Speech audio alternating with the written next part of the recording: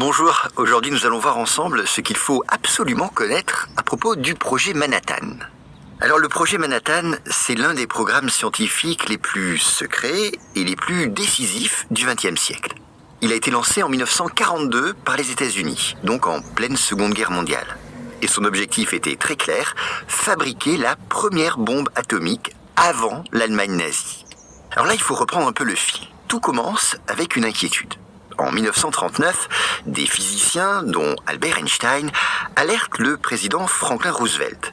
Ils l'alertent pour lui dire que l'Allemagne pourrait exploiter une découverte récente, la fission nucléaire. Un phénomène qui permet de libérer une énergie colossale en scindant des atomes d'uranium.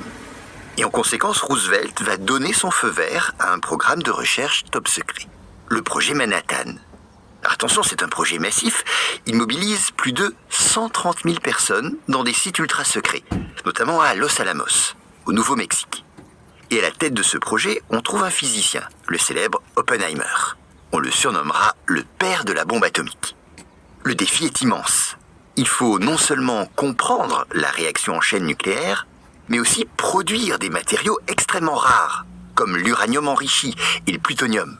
Et puis en parallèle, les ingénieurs doivent concevoir une arme capable de déclencher une explosion nucléaire contrôlée. Et après un travail considérable, le 16 juillet 1945, le premier essai nucléaire de l'histoire a lieu dans le désert du Nouveau-Mexique. C'est le test Trinity. L'explosion est d'une puissance inédite. D'ailleurs, Oppenheimer, bouleversé, citera un texte hindou à cette occasion « Je suis devenu la mort, le destructeur des mondes ». Malgré ce, quelques semaines plus tard, la décision est prise d'utiliser cette nouvelle arme contre le Japon. Les 6 et 9 août 1945, 2 bombes atomiques sont larguées sur Hiroshima et Nagasaki et ces explosions causent la mort immédiate de plus de 100 000 personnes et des dizaines de milliers d'autres succombent aux radiations dans les mois qui suivent. Cela conduira à la capitulation du Japon le 15 août 1945, marquant la fin de la guerre dans le Pacifique.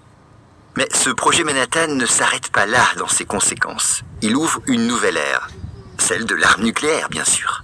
Et très vite d'autres pays comme l'Union soviétique développeront leurs propres bombes, déclenchant la course à l'armement nucléaire pendant la guerre froide.